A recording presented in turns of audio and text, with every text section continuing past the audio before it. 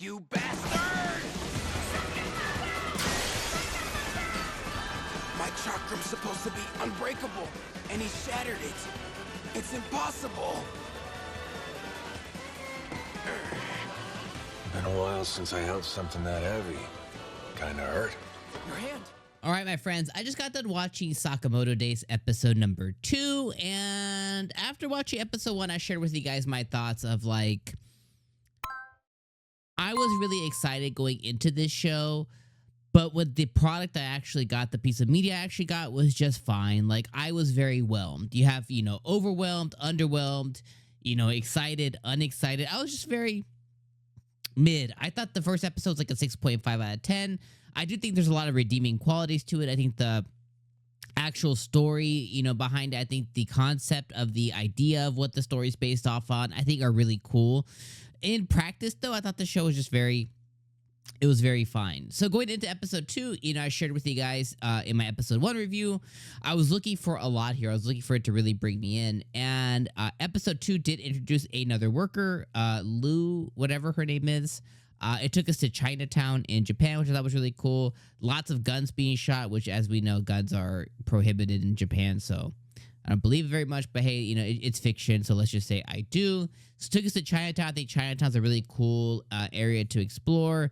And it introduced a new Lou character, and she, by the end of the episode, is now a new worker at the Sakamoto Combini as well, too. So I think, as maybe more characters get introduced, he's just going to have a plethora of different workers, and he's going to have like some kind of Combini enterprise or something like that.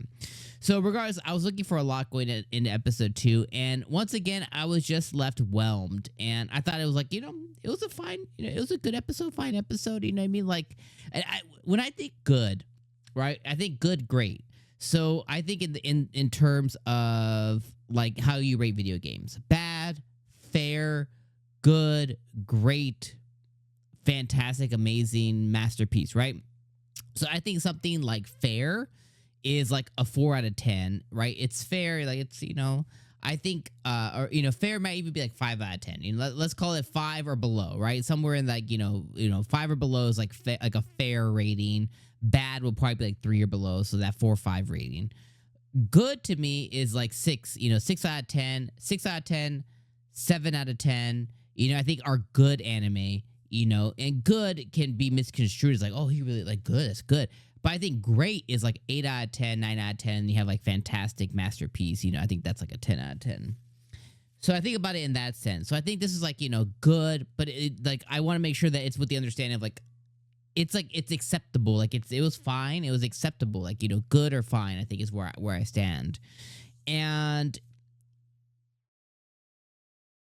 I was looking for something in episode 2 to just be like, again, if I left episode 1 whelmed, in episode 2, I was looking to be like, shocked or awed, or like for it to like really go like make me laugh, maybe be like really funny, or maybe have something crazy happen. And kind of things that occurred is it took Sakamoto and Shin, and I don't like how he doesn't really talk. I think it's a really annoying thing. And again, if you missed my episode 1 review, one of the things I said was like, I think that him being more of a silent protagonist type, talking seldomly, is probably a better. It's probably more acceptable, and it's probably okay when you're reading because your imagination takes place. But when you're actually seeing it, and the lack of just speech, it kind of really is annoying.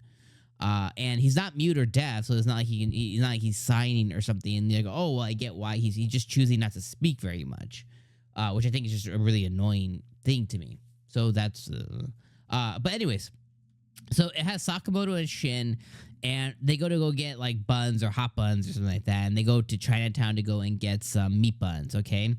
And when they're doing that, they go and they come across this pink-haired girl, kind of reminds me of Ranma 1.5 a little bit, but they go into this pink-haired Chinese girl, they're in Chinatown, and she's being attacked by like all these thugs in the wide open with knives and guns and stuff, like, okay. But she's being attacked, and she ends up landing on Sakamoto. He destroys his meat buns, and they save him, and Sakamoto save her from being captured or something by these people, and that leads them into the next thing as they begin running away from these people, and then they end up getting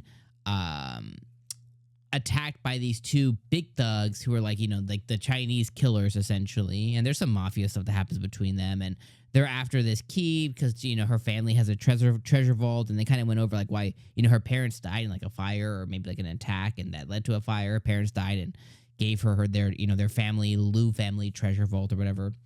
And there's a fight between Sakamoto and these two guys, and I thought the fight was pretty cool. One of them got knocked out with like a big curry pot. The other one got knocked out with like a refrigerator or something.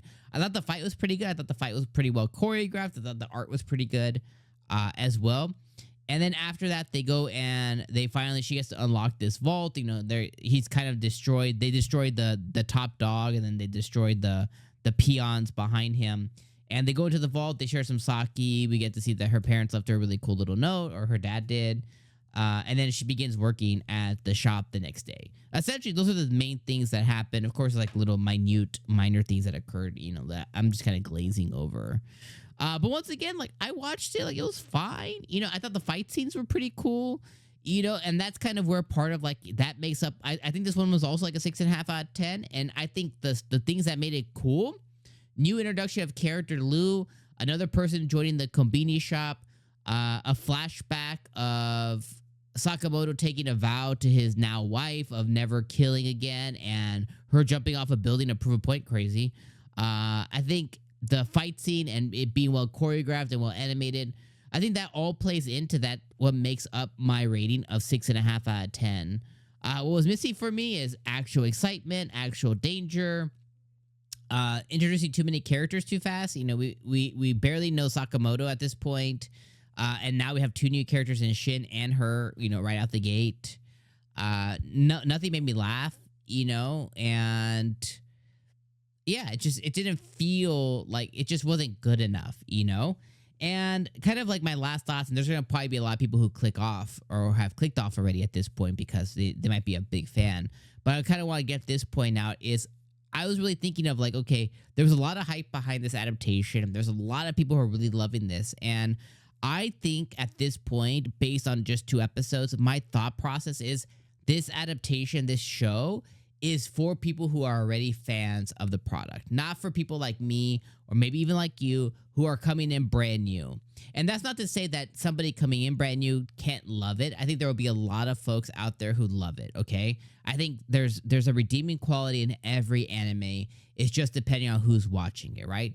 Same thing like somebody that I might, like a person you might come across right now in the street. You might think they're ugly. I might think they're ugly. But they could be the most beautiful thing to ever grace God's given earth to somebody else, right? Just like you or myself, I could be definitely like, someone might look at me and be like, oh, that dude is old and ugly. And someone else might look at me and be like, man, look at that handsome beer. I want to just eat it up. It's on the eye of the beholder type thing. So I think that there's a redeeming thing here, and I can see why people will like it, even people brand new.